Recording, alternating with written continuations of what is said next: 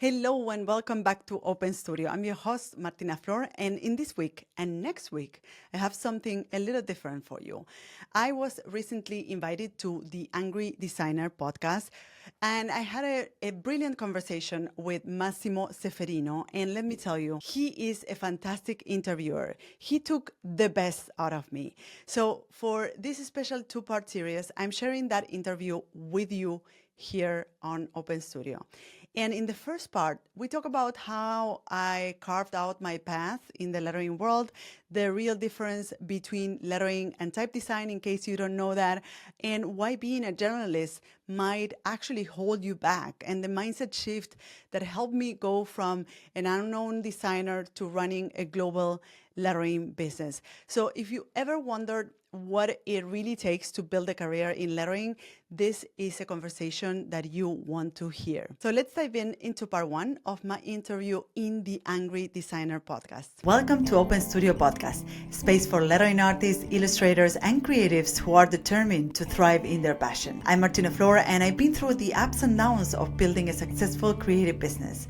From struggling to make ends meet to achieving my dream of becoming an award-winning lettering designer, I've learned valuable lessons along the way. Now, I'm here to share those lessons, strategies, and tips so that your journey can be smoother. Whether you're looking to turn your passion into a career or want insights to boost your creative business, this podcast is your guide. Join me on the Open Studio podcast and let's make your creative dreams a reality.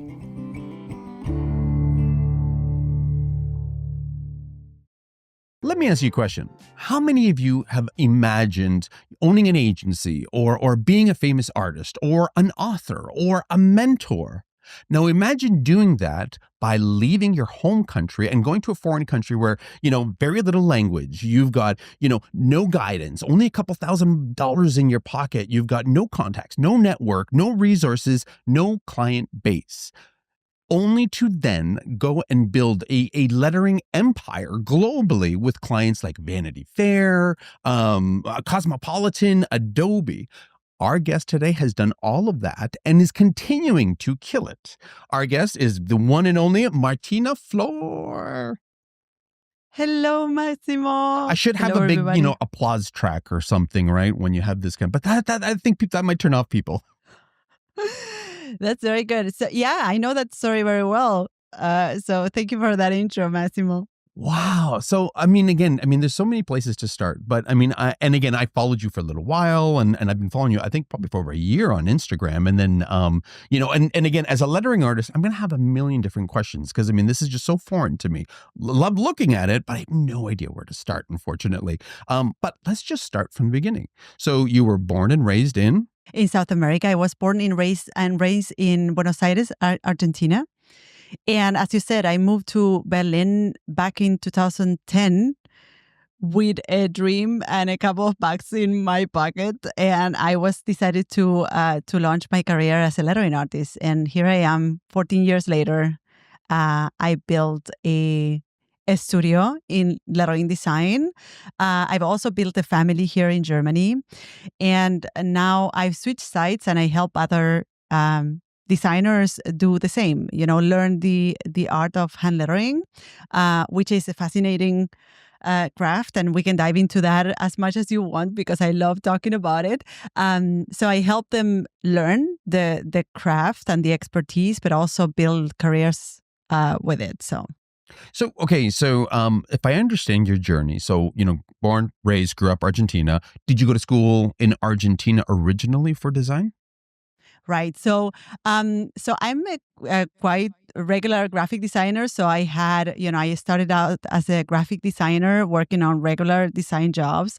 I went to graphic design school back when I was living in Buenos Aires, and then later on, I dived into the professional work pretty early on. So by the time I was, I think 25 or 26 years old, I was already a creative director in an agency, and I was just leading a team, and And I was really miserable at my job because, all of the creative work that I was hoping to do as a professional was like completely smashed. I was spending all of my time in meetings and like my inbox and all that stuff. And As a doing creative director. Yes. So I had more like I would say like a more operational role. So I had to manage the team and talk to clients, but not so much of creative work. And I remember that at that time I would come back to my apartment and after a day of work, and I would just sit down and draw. Like I would just leave the creative work that I love doing for the night. So I would just come back home. I would prepare some coffee to stay up and just draw through the night, and then go back to work at the next day. So when you say you were drawing, like, were you already experimenting with type form at that point, or were you just artist drawing, artistic drawing, self-expression? What were you? Yeah, I was doing illustration. So I was doing I was experimenting with illustration, and then as a graphic designer who works with language and messages, and it's part of our daily work to just shape messages. I started experimenting as well with typography, so incorporating typography in my work, and at some point I also had, I started thinking about like building a career in this direction, in something that felt a little bit more creative, where I was using my illustration skills. So I created a logotype for myself using lettering, which at that time I had no idea, first, that it was called lettering, and second, how to do it. So I was just, dribbling my name. And yes, at some point I realized, hey, this is a thing. This is actually something. Could be like an actual expertise or a craft, and this is where I decided to dive deeper into lettering and letter design and learn more. So, I mean, in order to not burn out and drive yourself crazy while at work, you started doing your own creative stuff at home. And through that exploration, you discovered your love for type. Is that fair to say? Yes, exactly. Yeah. So, and this took you to a whole new journey, didn't it? Absolutely. Well, I mean, I think it was the perfect storm, I would say, like the perfect combination of like not being happy at my job, having this personal work that I was working on during the nights and in the evenings, and having like the drive to create a career that I really enjoyed. So at that time I found a letter design course in the Netherlands. You can imagine like the Netherlands across the ocean, and I And just cold decided. compared to nice, hot Argentina. Yes, so totally different, and I decided to invest my savings into that, and left my apartment, my job, and just like moved overseas to join this 1 year course. And that was really a tipping point in my career and life, I would say, because I always say that I found, and I think you will resonate with me when I say this, that I found in like letter design something that married like two things that we designers really love, which is first the systems of the design world. You have a system, you have to work within boundaries, and at the same time the self-expression that had to do with drawing letter form. So I love that overlap between, you have to draw and express yourself, at the same time you have some boundaries. It has to be readable. You have to work with the alphabet, which is already a boundary in itself. You have to communicate a message, so you cannot just do anything and self-express yourself as an artist, I would say. You have to work within some limitations, and that is really exciting. And that's what I found in letter design, like that perfect marriage between something really creative and something really systematic. Yeah, absolutely. So were there struggles of trying to unlearn everything that you've learned until this point to embrace this? Yes, absolutely. And on top of that, I would say that I always speak about this, that having that experience, I feel that inserting myself in a new location with like a totally different context, a totally different language, a totally different community, like that really flipped me upside down. Like it really, really pushed me to reinvent myself, like I could become any Martina that I wanted to be. So that was also a really great experience. First, finding a craft that I was really interested in, but also finding myself exposed to new challenges and to new people, and having to recreate everything from scratch. So recreating your making new friends and finding a new place to live, and understanding the codes, or I would say the codes, or the way a place works, which is very different from like what the culture. Yes. Exactly, yeah. And that was really like a tipping point in my life and also my career for those reasons. When you started the school, would you say that you were an introvert, an extrovert? Like, was language even an issue at that point? Well, I mean, I've learned recently the concept of ambivert, which is what most of us are. We are all like a little bit introvert and extrovert. Like we like to be with people, around with people, but then we like to be alone and spend time on our own. And I know that you see me speaking on this podcast, and you see me on social media, and I'm super extrovert. And at the same time, like I love being on my own and doing my stuff and like being left alone.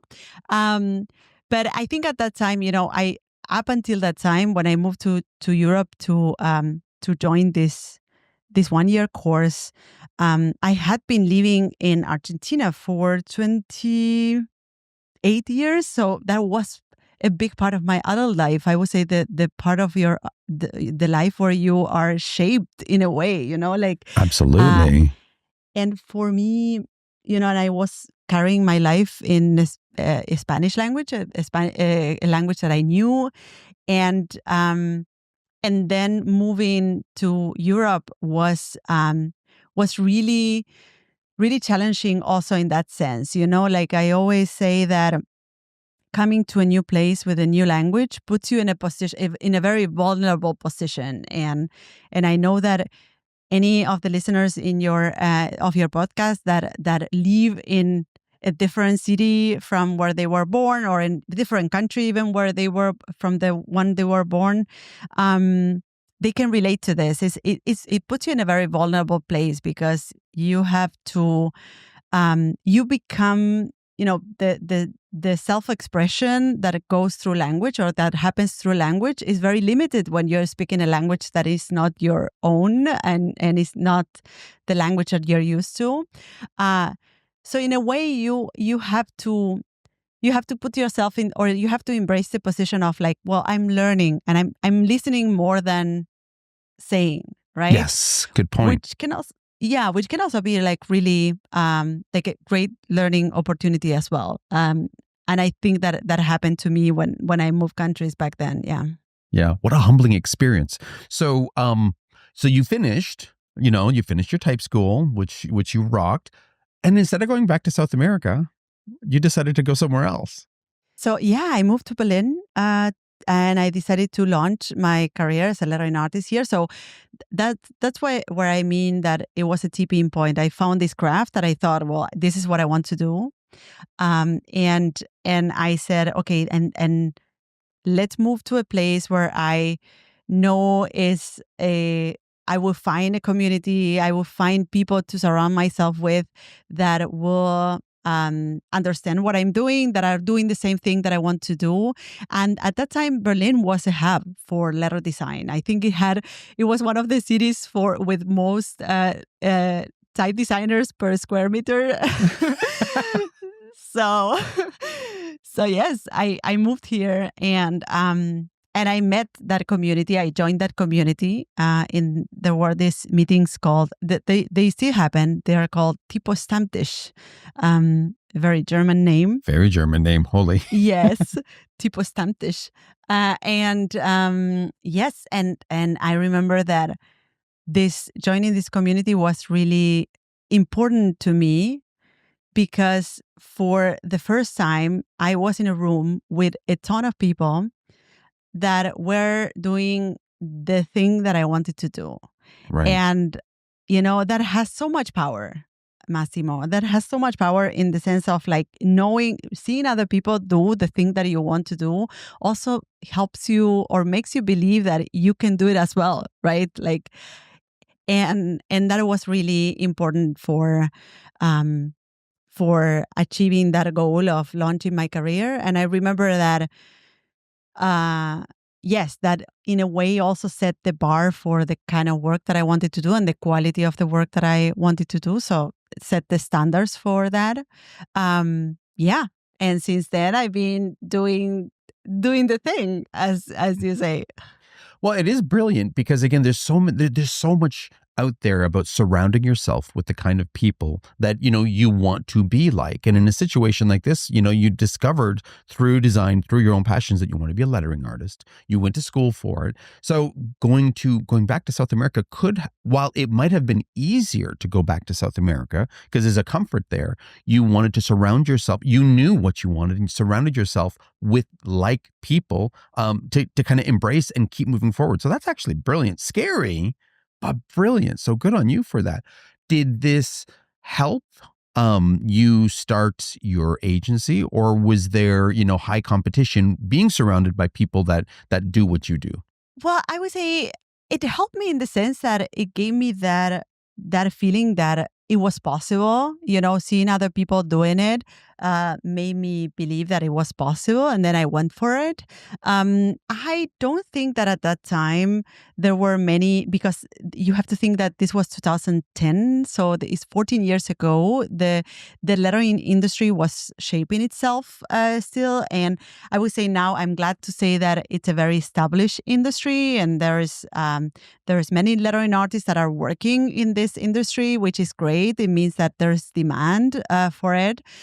But at that time, it was like it was starting to rise, and therefore, in that sense, I feel that the fact that I was surrounded by type designers, which are, for those listening, type design versus lettering. Type designers create fonts that you can use. These are digital tools that you can download and use in your beautiful designs on InDesign, on any app that you use. And lettering artists create more custom designs. So we give shape to certain words or a couple of words, and we create unique custom designs for a logotype or for a campaign. So the community that I joined, it was filled with type designers, and I was like the lettering artist who was coming with her colorful designs. Everybody were there with their black and white stuff, and I was coming with my like colorful things. And so in that sense, it also helped me stand out, right? Like, like having that level of novelty in terms of what I was bringing to the table in that specific community. Yeah. So you took a different approach. You took a different angle. You were a lettering artist, which now I didn't realize that there's a difference until you just explained it, which makes so much sense now after talking to you about this. But so you were almost creating your own market there because, because you're right, 15, 16 years ago, I don't remember, lettering being like it is now. Now it's everywhere. It's accessible, thanks to the internet, of course. But what were early struggles like?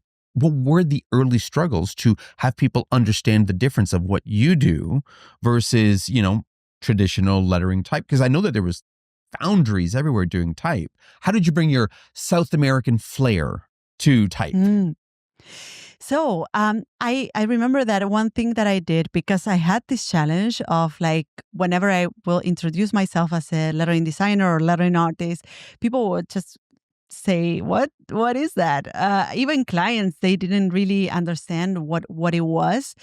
And I, at that time, I designed a print that was with the phrase telling stories with letter forms, which was my one-liner to explain exactly what was my job about. So other people were telling stories through illustrations, and in my work was to tell stories through letter forms.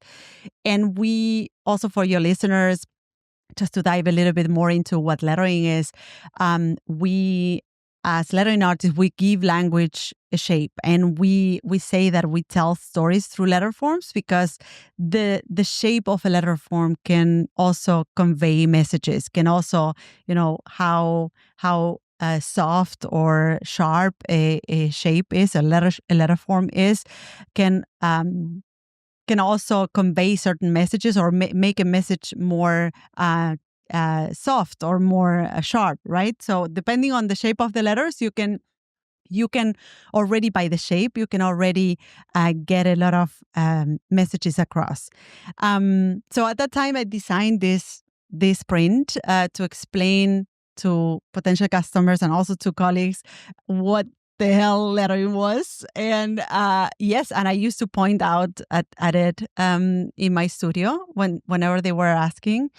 So those were some of the challenges to explain that. So, and I think that was also the reason why early in my career I started teaching. So I,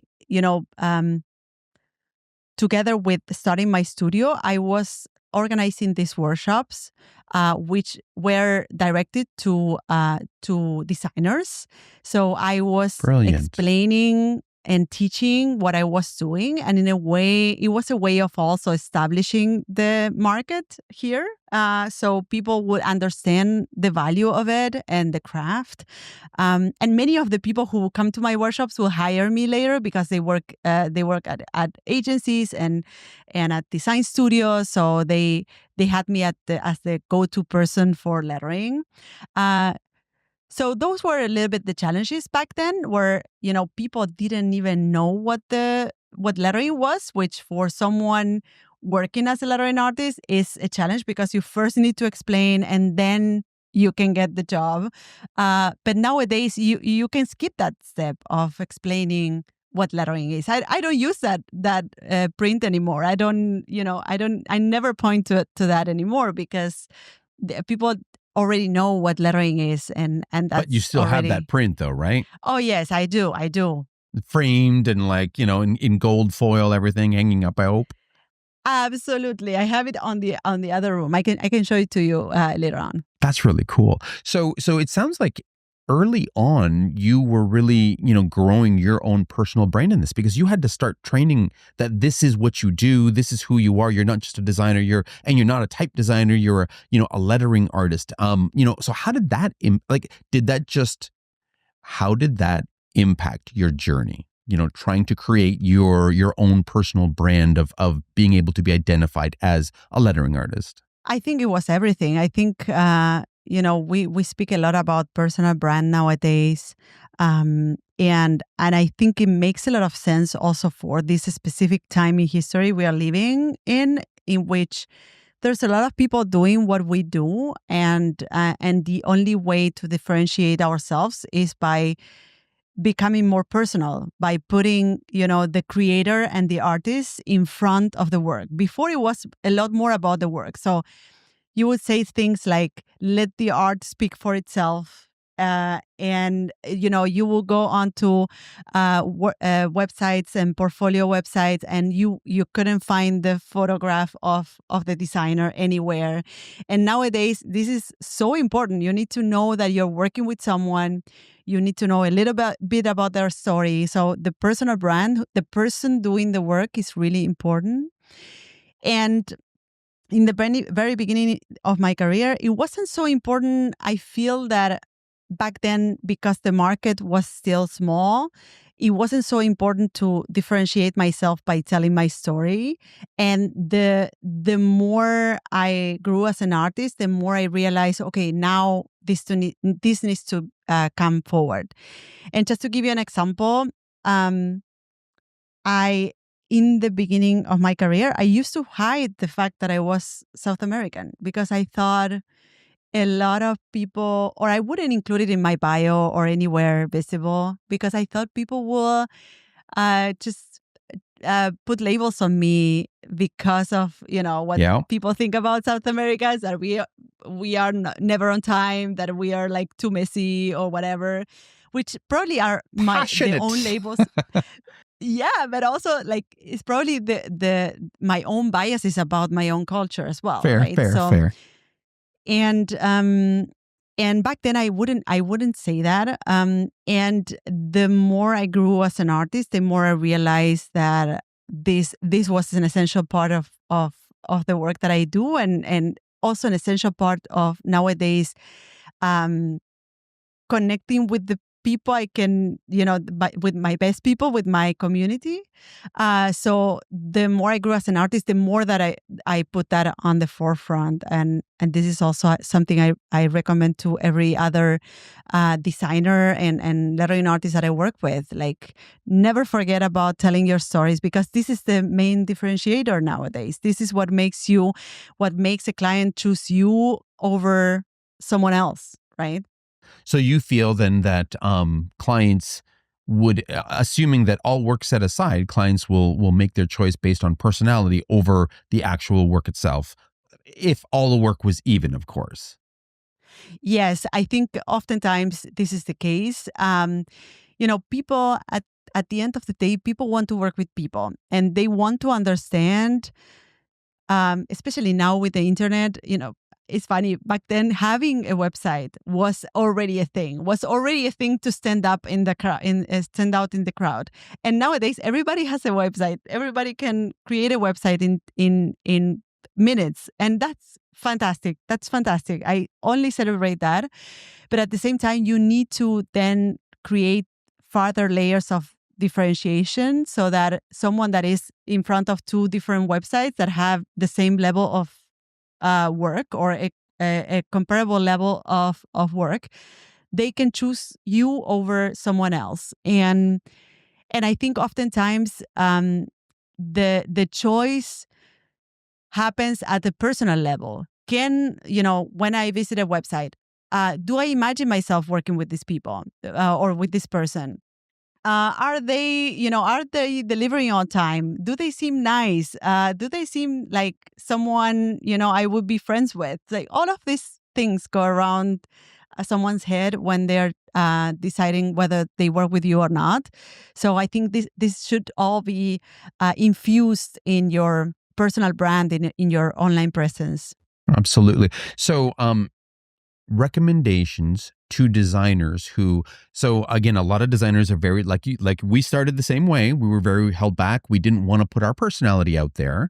What do you think for the designer who's deciding to develop their personal brand and to put their personality out there?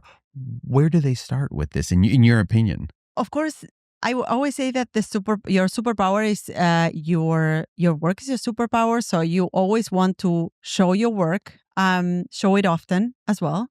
Um, Together with that, you want to also tell your story. So you want to tell elements of your story, what led you to do the thing that you do, where are you coming from. All of these elements are the things that people will connect with, and this can be infused in your social media posts. This can be also infused on your website if you have a portfolio website. So I'm thinking of designers that have an online presence right now.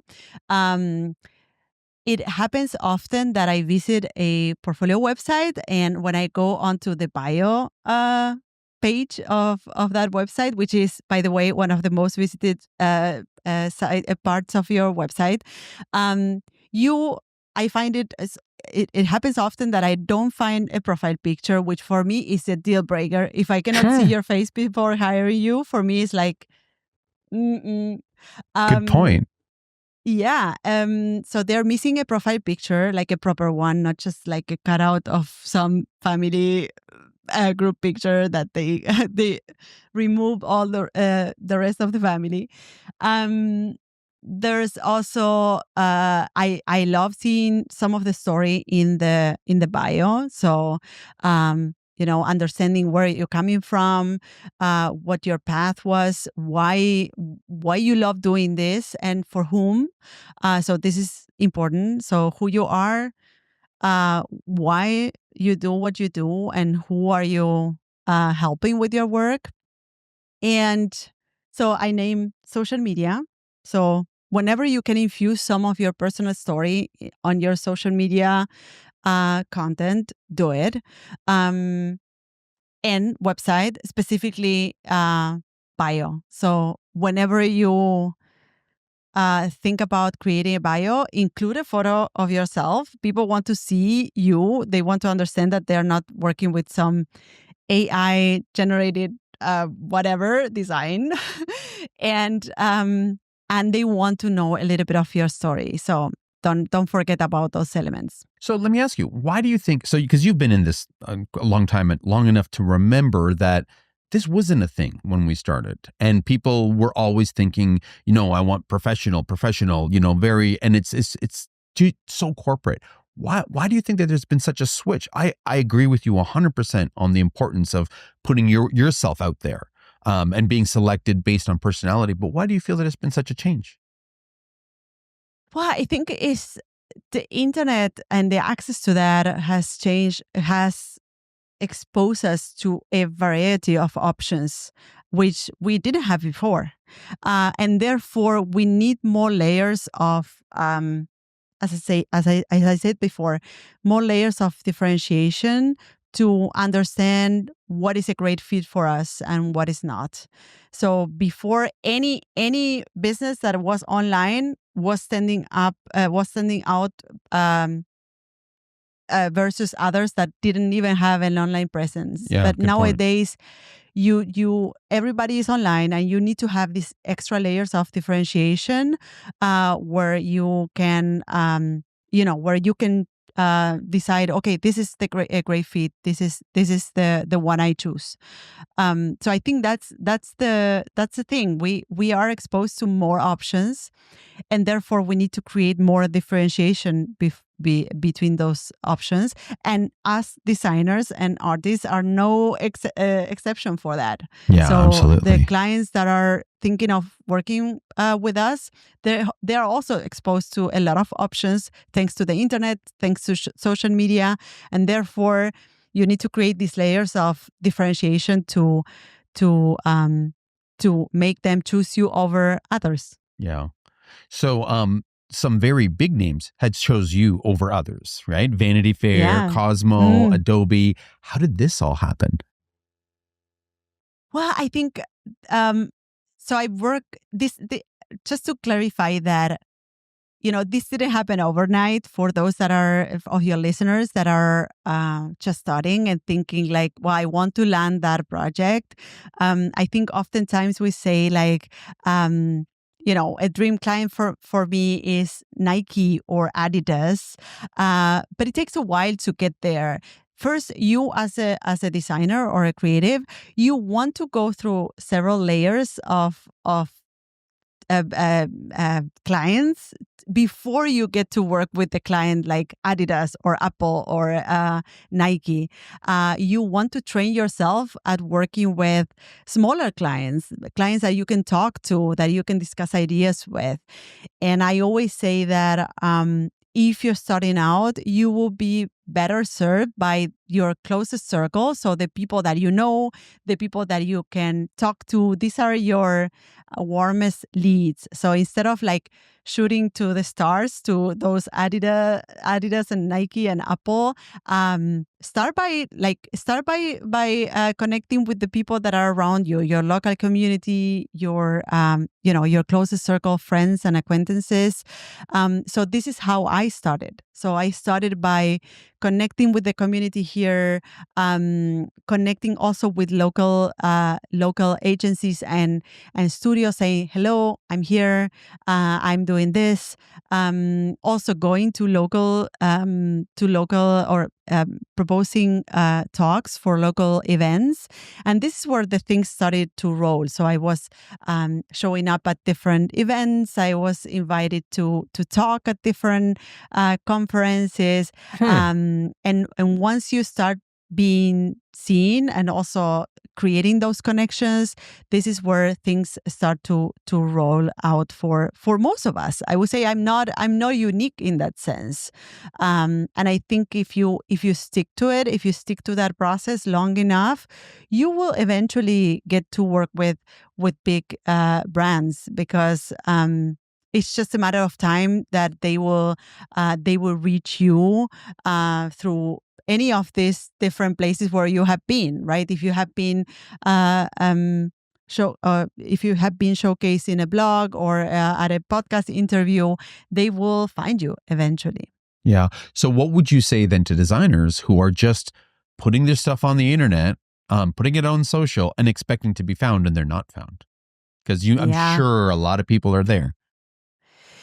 Yeah, I think this is one of the myths of our industry, the idea that you will eventually be discovered if you keep on putting work out there, if you keep on, posting on social media, you will eventually be discovered. And that's not the case. I would say that it has happened to some people that I met that they had like a big break for some reason.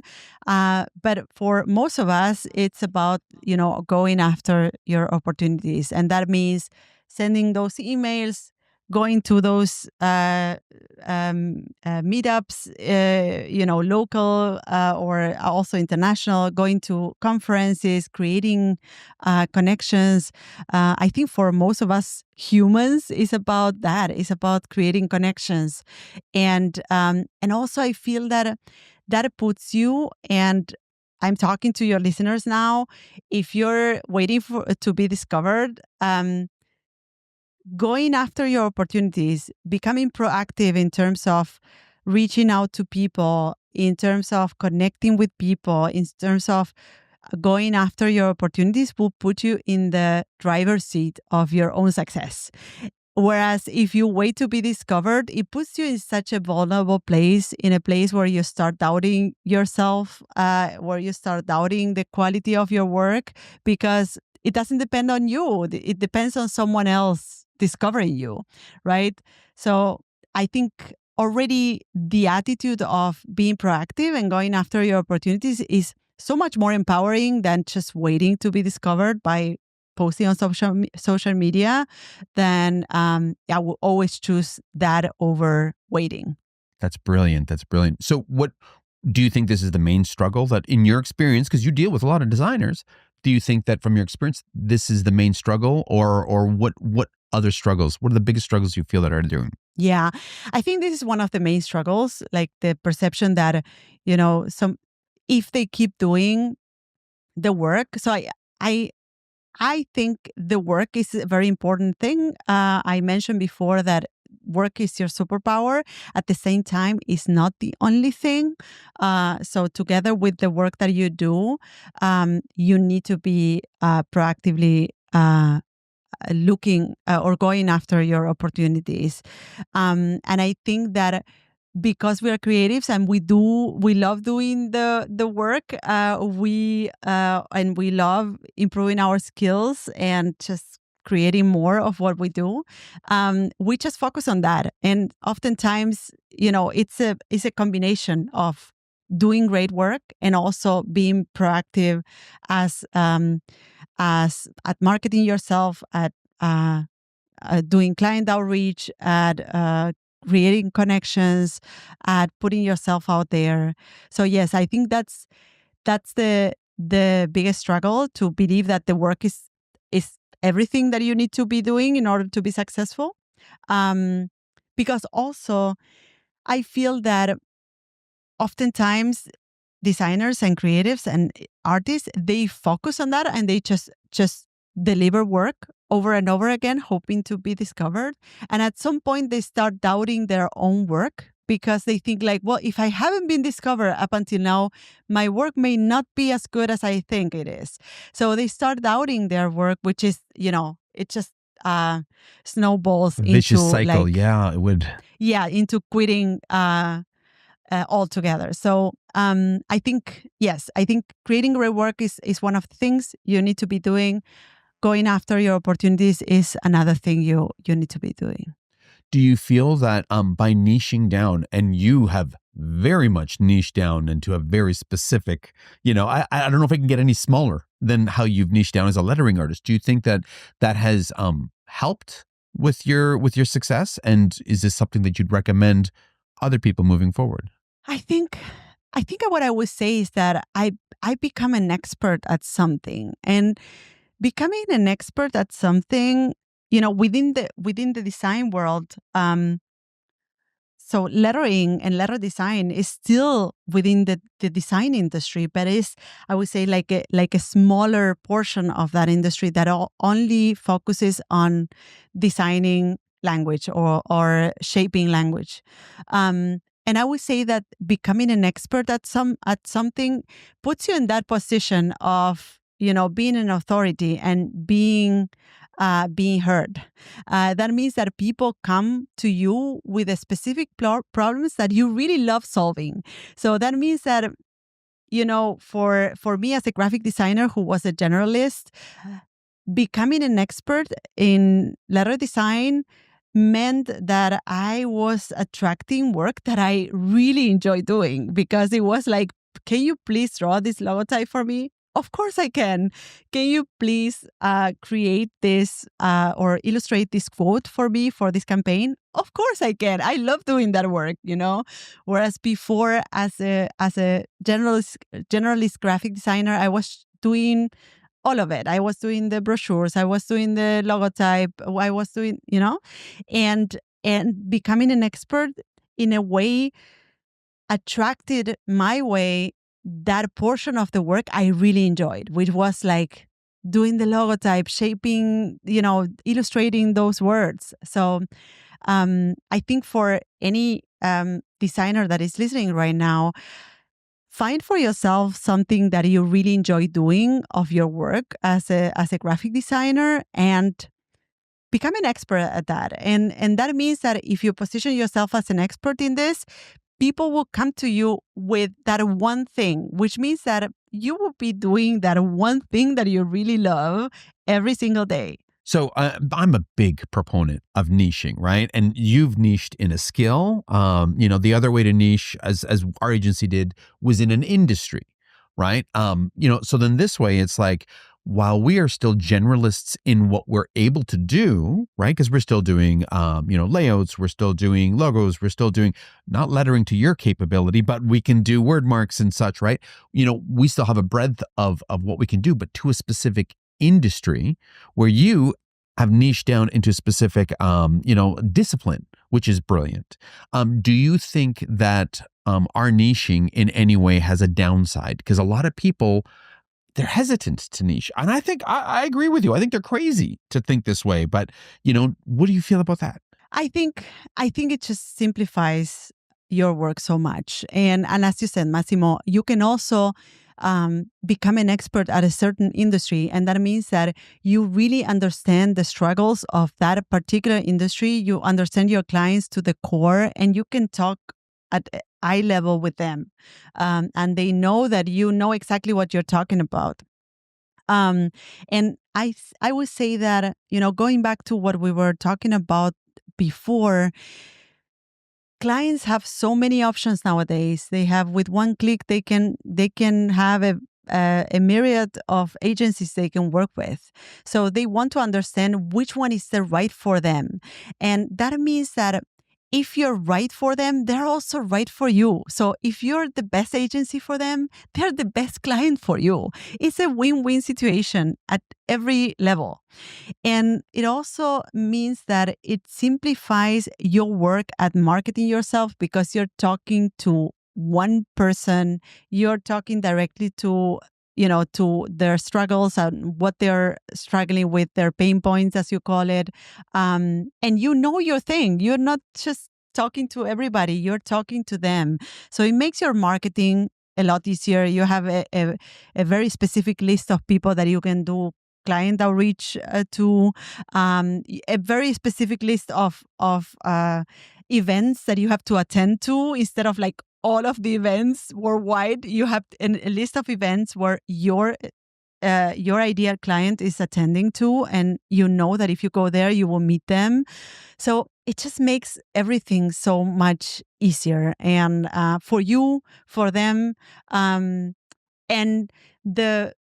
also the distance between those clients and you shortens, because they don't have to go through like the selection process of like, hundreds of other agencies or creatives they can work with. They have just a limited variety that they need to choose from. And the same goes to you. So Yeah, it makes that pool so much smaller, which is better for you in the end, from a business perspective. But some people still feel it's restrictive, so we'll get to those people. We'll reach out to them somehow or another. So, what were some of the the biggest learnings for you when you started specializing as a lettering artist? I mean, in general, and I know you're not about type, but type seems to be very cyclical and it's very expressive of a decade, right? Like the 70s had a very distinct letter style. 80s did, 90s did. It's so expressive. What were some of the aha moments for you going down this road? you mean in terms of trends that I have seen happening inside the industry? Trends or things. I mean, definitely trends in the industry. I do find that fonts are very susceptible to trends, but you're above that. You're a lettering artist and it's still relatively new. Do you think that, lettering design, lettering art is going to be subject to the exact same type of trends, or do you think it's a little bit more timeless? Well, I think it is more timeless in the sense that I always say that, as a lettering designer and, as a lettering expert, you can lean into the art side and behave like an artist, where you bring to the table your own style and people come to you to do exactly what you do best and people recognize you for that. But you can also lean onto the design side of lettering, which is, being that designer that has that expertise of drawing letter forms and being able to offer a solution to a specific problem without the need of bringing your own style onto the table. So there's this I love that you can pivot between being an artist and also a designer in that sense. And throughout my career, I've done projects that are more that lean more into the artist side, where I was called to do my thing and just come up with something, what you see in the background, like create the word love in your style. Okay, yeah, let's do it. And I've done other projects that were more like, okay, we need to redesign this logotype and it needs to fit the branding and it needs, and there you go. There I was with my expertise, bringing a solution for that specific problem. So I think that in that sense, lettering is more of a timeless craft because it allows you to use a very specific expertise and tool in the service of a problem. And the problems will evolve throughout times. There will always be problems to solve, especially with language, because we will continue to, as long as language is relevant and we continue to communicate ourselves with written language in some form, lettering will be a relevant craft and a well thought craft. So this is it. I hope you loved this episode. You can find me, the host of the show, on social networks at Martina Flor on Instagram, Twitter, and Facebook. If you have a question or comments, go to martinaflor.com/podcast, where you can see previous episodes, find show notes, and send voice memos with your comments and questions. You can also watch these episodes on YouTube. Just go to martinaflor.com/YouTube to find them. You can, of course, listen to all our episodes on your favorite podcast platform. If you loved this episode, subscribe to this podcast. And if you leave us a review, it will help others find us. Thank you all for listening and see you in the next episode of Martina Flor's Open Studio. Bye-bye.